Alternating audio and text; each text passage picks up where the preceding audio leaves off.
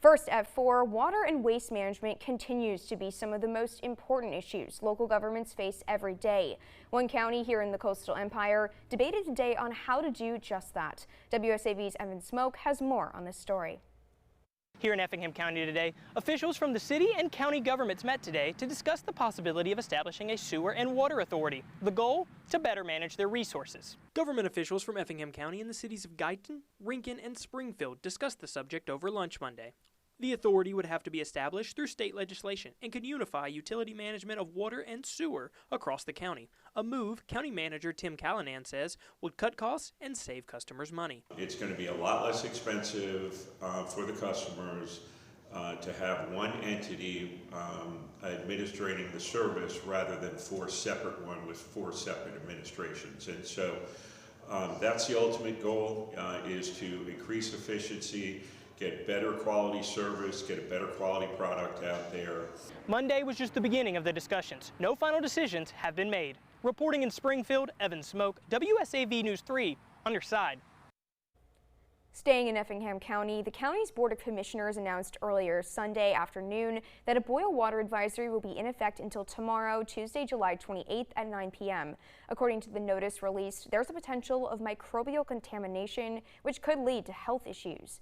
The boil water advisory is due to work on the water main supplying the Effingham County water system along Hodgeville Road at Blue Jay Road, causing a temporary drop in water pressure. This notice is being issued for the following areas: Staffordshire, Belmont Glen, Cedar Ridge, New Haven, as well as any surrounding areas affected by a drop in water pressure. If you're experiencing water outages or low water pressures, you're advised to use only boiled tap water or bottled water for drinking, cooking, preparing food, and washing. A shooting at Fellwood Park Saturday night is leaving residents at a nearby apartment complex concerned for their safety. Officers responded to the 1400 block of Fellwood Drive around 10:30 Saturday night after a shot spotter report. Once they were there, they found 2 people who had been shot in the leg. A third victim had already been taken to the hospital in a private vehicle after being shot in his leg, arm, and hip. SPD says an occupied vehicle and a residence were also damaged by gunfire. It's been reported that there was a large gathering in the area around that same time. WSAV spoke with Cantina Warthen, whose mother lives in the building. She showed us the bullet holes that were left near her mom's room after the shooting. She was there Saturday night and witnessed the shots ring out right in front of her eyes. Warthen is telling us this isn't the first time a shooting has happened at the apartment complex, with the last one being this past February. She says she's worried for the safety of her family and wants the community to take action to keep those who live there safe. She says that should start by adding cameras to each of the buildings. I don't live out here, but my mother do, and my 2 sisters and my niece, and my aunt, my cousins. Yeah, something have to give. They pay to live out here. It shouldn't have to be unsafe like that. Where you lay your head, it's supposed to be your safe haven. I don't know. It's not safe. Currently, the only camera located at the apartment complex now is at the complex's leasing office. Savannah police are investigating an overnight shooting that sent a minor to the hospital. Police say it happened around 12:30 in the morning when SPD responded to shots fired calls at the 200 block of Montgomery Crossroads. When they arrived, they found a juvenile male with a gunshot wound. The wounds were determined to be non-life-threatening. He was then taken to a local hospital for further treatment. No arrests have been made in the investigation, as it is still ongoing. Anyone with information should call Crime Stoppers at 912-234-2020. A man has been arrested after a multi-agency search was called for him and his 2 children after the children were reported missing. 37-year-old Joshua Bridges was arrested and charged with interference with child custody after he and the 2 children were later located at his residence. Bridges had reportedly taken his 2 daughters camping. The mother of the children called 911 and reported the children missing after not being able to get in contact with Bridges or the children. The Effingham County Sheriff's Office, Effingham County Fire Department, Bulloch County Sheriff's Office, Bulloch County Fire Department, Bryan County Sheriff's Office, Bryan County Fire Department, Georgia State Patrol Aviation Unit, Georgia Department of Natural Resources, 4 drone pilots, Chatham County Aviation Unit, and the U.S. Coast Guard Aviation assisted with this search. Bridges and the children were later located safely, and he was arrested. Bridges reportedly had no custody of the children. Even more news out of Effingham County. A former investigator with the Office of the District Attorney of the Ogeechee Judicial Circuit Court of Georgia was arrested this morning and is currently under investigation by the Georgia Bureau of Investigation. Former investigator Andre Wright, who last worked for the district's attorney's office on July 9th of this year, has been arrested and he faces several charges. These include felony violation of oath by a public officer, felony computer invasion of privacy, misdemeanor stalking, and misdemeanor misuse of license plate data. WSAV will continue to follow the story as we learn more. More developments now on the battle against a wildfire in the eastern part of Bulloch County. Crews will continue operations this morning after they were able to put out many of the remaining hotspots over the weekend.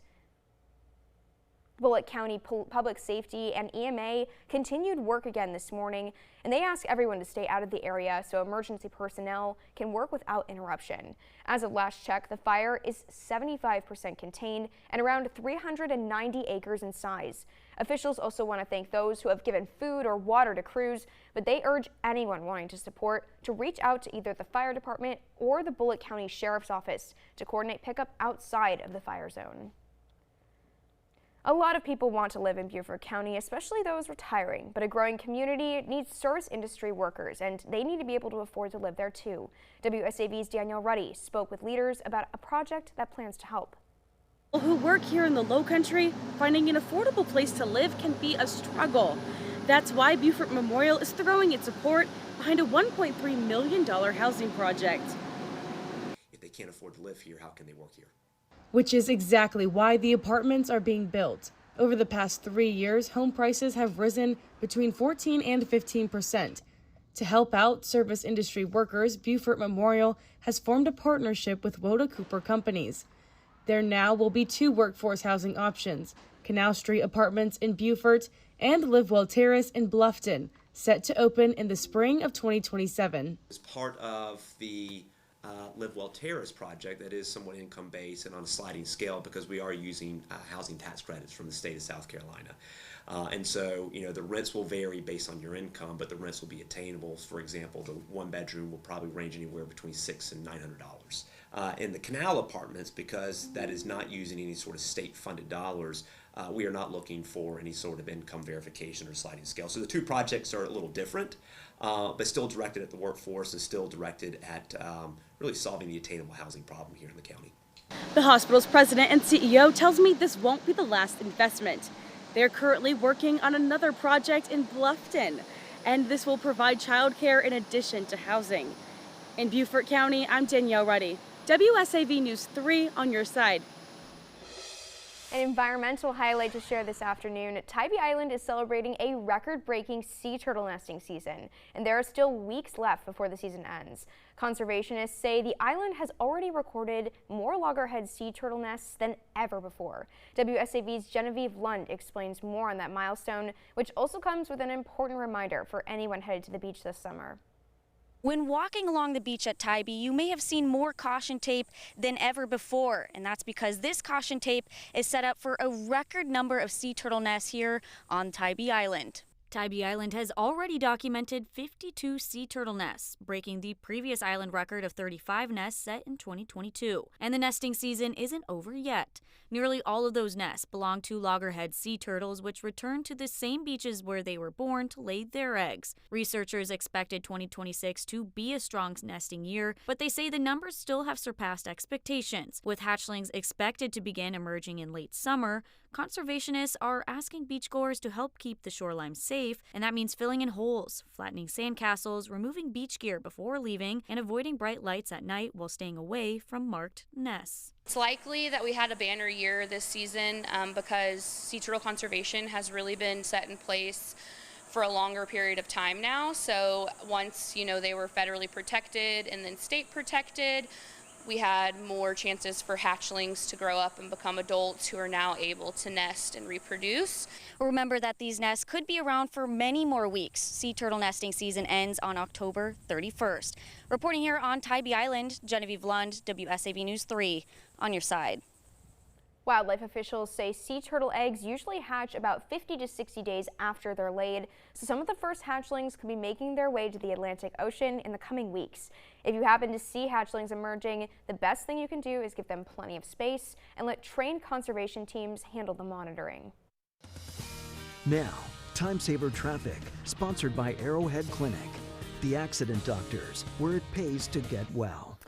This afternoon, we are looking at some slow-moving traffic along I-95 and Pooler. This is looking northward from Highway 80. There's a lot of heavy rain there. I know the picture's a little pixelated there, but you can see the wet roadways out there, and that's drive is taking a little bit longer than normal to head through Chatham County, especially along Interstate 16 westbound as you approach Dean Forest Road and I-95 with speeds down to around 20 miles per hour. No reports of any accidents at this time, but looks like the heavy rain is just slowing things down on the southbound side as well as you head more toward Bryan County. Taking 21 minutes right now to get from downtown Savannah to Pooler. If you're heading down to Richmond Hill, taking just about a half an hour right now along US 17.